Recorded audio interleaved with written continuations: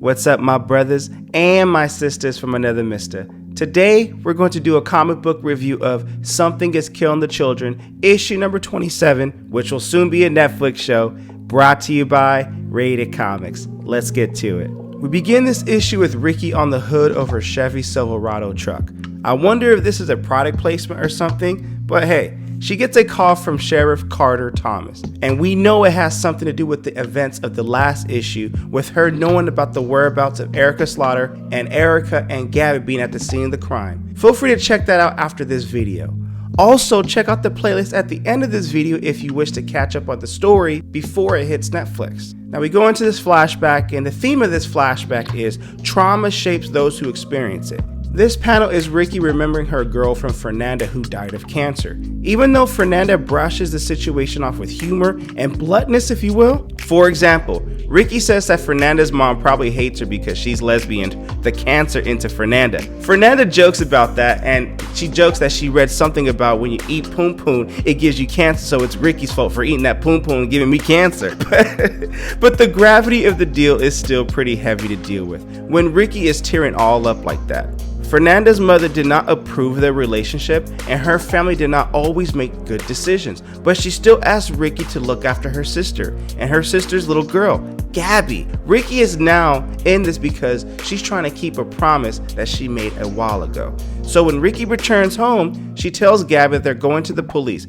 Gabby jumps to the conclusion that she's being arrested, and Ricky is trying to keep her from being arrested because Sheriff Thomas knows that Gabby and Erica were at the murder scenes from the previous issue, so she intends to bring in Erica as well. So she goes upstairs to find that Erica overheard her. Ricky's voice travels well, I suppose. You know how some people whisper, but it's not really a whisper. It's like, yo, like 5 other people can hear you with that one person whisper kind of thing. So Erica claims they do not have time for this. The monster gets hungrier and more powerful the more it feeds, and she needs to kill it sooner rather than later. So Erica explains that the monster is bad. It can make itself look like people at first, but it's not very good at it. The shapes are indistinct, they may not have a face, or they may have too many arms, kind of like this monster right now, letting us know it's in the beginning phases. It's kind of adapting, but the more they feed, the better at it they get. And before you know it, you don't know if the person you're in the room with is a person or an incredibly dangerous monster.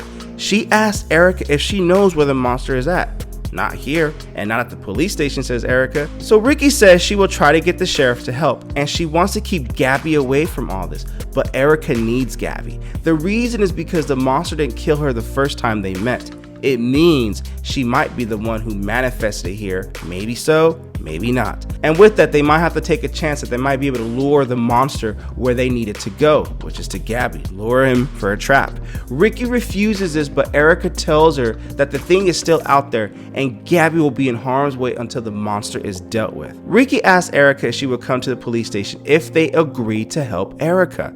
Erica agrees to do that with that condition. So Erica's told him thinks this is a stupid idea. The Cutter woman is coming, and Erica's putting all of them at risk, especially herself. Despite this being some kind of death wish or something, they leave and go about seeing the sheriff. Although Erica is tough and she is undeniably flawed, I believe that makes a great character. She tries to make the best decision she can, but it's usually in a situation that has no good decision outcome, so to speak. Considering she grew up with the Order of the St. George, she has more compassion than most, but there is no denying that her background was traumatic. You can check out the playlist at the end of this video if you wish to catch up on all that. Like I said, at the end of the video, a brother needs his watch time, but this is a very good story. Now, somewhere nearby, Cutter is on the phone with the sheriff, who apparently tells her that Erica is coming in. She requests that he hold her there. Meanwhile, she has a boy tied up and in his swimming pool. She is using him to attract a Duplicitype for her own nefarious purposes.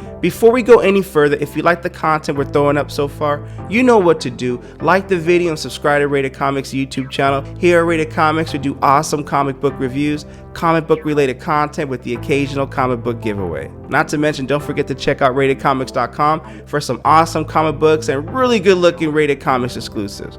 Now we'll get back into the content. Cutter is one of those villains that will leave you bothered and unsettled in a good kind of way. She is cruel and dispassionately sadistic. There is nothing about her to like, but as it is written here, she is very clever and manipulative. She allows the kid to get eaten by the monster. With the monster's blood in a frenzy, it will change into what it fears most. The only thing to bring it harm, and that thing it morphs into, is Erica Slaughter as part of Cutter's sadistic and devious plan for Erica Slaughter.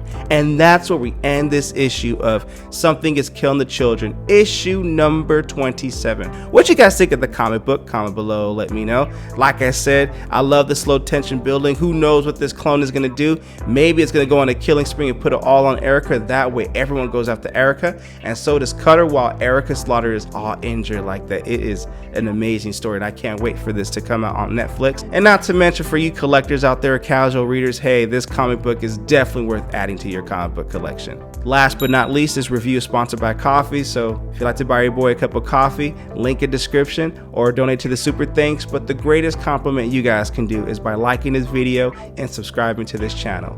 Thank you again for watching. Until next time.